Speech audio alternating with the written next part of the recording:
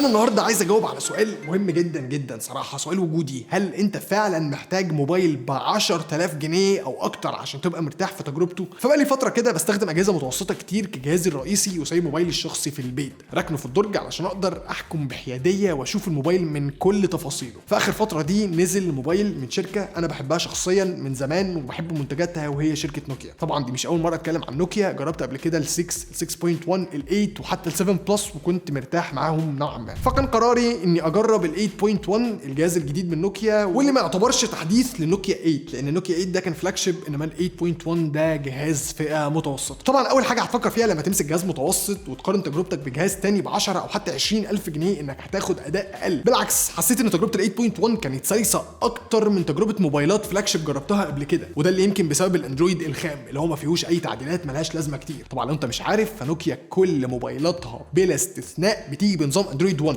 واللي بقى مرخص من جوجل ان النظام مش هيجي بتعديلات جذريه، وانه هيوفر لك تجربه اندرويد اصليه مش متعدله. بالتالي كل الهبل بتاع الشركات ده مش بيبقى موجود، وكمان تحديثات سريعه جدا. الجدير بالذكر ان اخوه الصغير ال 6.1 وهو موبايل ب 5000 جنيه بس كان جاي له تحديث اندرويد 9 قبل الاس 9، وده كان فلاج شيب سامسونج ساعتها، وده كان قبل كل الموبايلات تقريبا، وده لانه اندرويد 1.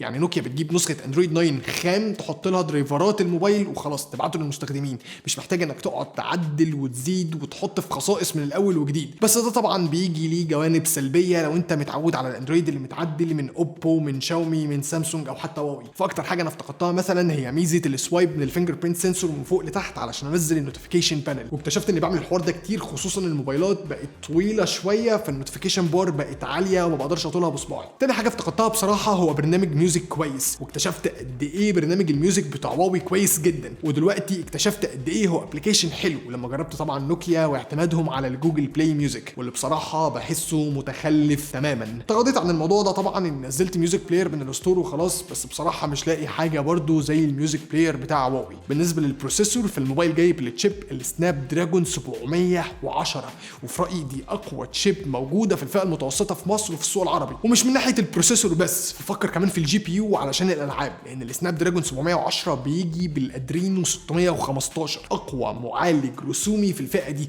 وده اللي يعتبر منافس قوي جدا وبديل رائع للادرينو 630، وده اللي موجود في السناب دراجون 845. انت متخيل ان نوكيا 8 بيشغل ببجي على اعلى سيتنجز من غير اي مشاكل، زيه زي اي فلاج شيب موجود تاني، ما حسيتش باي فرق. انا بلعب ببجي كتير فمقدر قد ايه ان موبايل فئه متوسطه ويشغل ببجي زي الفلاج شيب. تقريبا دي اكتر حاجه بتلمسها لما تنقل من موبايل فلاج شيب لموبايل فئه متوسطه، وهو الجيمنج. الموبايل نفسه كفئه متوسطه بيقدم كواليتي عاليه جدا جدا. الموبايل ازاز بالكامل من ورا، وفي فريم معدني من الجناب، والزراير معدنيه، والكليك بتاعها بريميوم قوي، فعلا تحس ان الموبايل ده مصروف عليه وغالي. الموبايل ظهره سموث قوي، كل حاجه على سوا واحد، حتى الفلاش دفنوه تحت الظهر الازاز. بس على العكس تماما، والتناقض الغريب اللي انا شفته ان اول عيب من عيبين انا شفتهم في التصميم هو بروز الكاميرا بارزه بشكل غير عادي، حتى لدرجه انك لو ركبت جراب الكاميرا برضه هتفضل بارزه بشكل كبير. الموبايل ده لما بيتحط على ظهره اول حاجه بتتخربش هي الكاميرا. تاني عيب في الموبايل ده هو تصميم الشاشه، بصراحه النوتش الكبيره الغبيه قوي دي. الفكره ان النوتش دي غير مبرره، لان الموبايل ما فيهوش سنسورز للفيس اي دي مثلا زياده، او حتى كاميرتين للسيلفي. بالعكس خالص، ده حتى سماعه المكالمات صغيره بشكل يضايق. المساحه الباقيه على يمين السماعه دي للبروكسيميتي سنسور واللايت سنسور اللي بيخلي البرايتنس اوتو، ودي طبعا سنسورز شركات كتير عرفت تصغرها وتخليها في الفريم او حتى في الاطراف من فوق خالص. وكمان الحواف السفليه للجهاز كبيره، وده شيء وحش في التصميم بصراحه ومخلي شكل الجهاز مش عاطفي.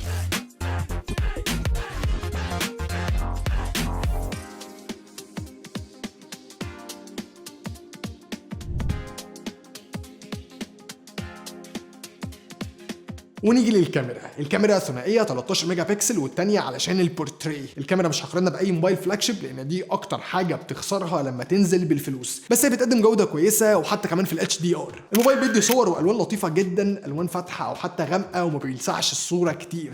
كنت قاصد اصور السما علشان يبقى الصوره فيها حتت منوره وحتت مظلمه كتير، واقدر اقيس الاتش دي ار. كان فعلا بيطلع صور كويسه من ناحيه الالوان والحده والتفاصيل. الصور هتلسع منك احيانا، ما بقولش ان هو اتش دي ار عبقري او خارق، بس هو من الاحسن في الفئه دي. نوكيا بتعرف تظبط الاتش دي ار كويس. الكاميرا السيلفي عاديه، مش حاسسها واو ومش حاسسها وحشه، تفاصيلها بهتانه شويه، وفي الاضاءه الضعيفه هتضحي بتفاصيل كتير في الصوره. تجربه البطاريه برضو كانت منافسه جدا لفلاج شيبس ثانيه، مع انها 3500 ملي امبير اور بس، الا انها بتقعد يومين لو انا بستخدم الموبايل استخدام بسيط، ويوم كامل لو انا تقلت على الموبايل كتير وشويه جيمنج يعني وببجي. من الاخر كده اليوم اللي مش بلعب فيه ببجي البطاريه بتكمل لليوم اللي بعده، وده طبعا علشان السناب دراجون 710 بيقدر ان هو ينظم الطاقه واستهلاك الطاقه بشكل كبير جدا. وبكده تقريبا ما كنتش عملت مراجعه على قد ما انا قلت انت هتحس بايه، او ايه اللي هيختلف معاك في تجربتك، وايه اللي هيواجهك لما تنقل من موبايل فلاج شيب لموبايل فئه متوسطه. والاجابه على السؤال الازلي اللي هو هل انت فعلا محتاج موبايل ب 20000 جنيه علشان توصل لالتيميت اكسبيرينس، فانا هنا اقدر اجاوب على السؤال ده ايوه، انا اقدر اعيش بموبايل فئه متوسطه عادي جدا لو انا مش محتاج خصائص معينه مش موجوده غير في موبايل معين. فاللي عايز اقوله ان دلوقتي موبايلات الفئه المتوسطه كويسه جدا وتقدر تعتمد عليها بشكل كبير. في اسئله شائكه كتير هتكلم عنها الفتره اللي جايه، وهيبقى في تخبيط جامد في شركات من وجهه نظري انا شايف انها بتعك. ما تنساش بس عشان توصلك الفيديوهات دي انك تعمل سبسكرايب للشانل الجديده بتاعتنا ار تك، وما تنساش برضو اللايك والشير.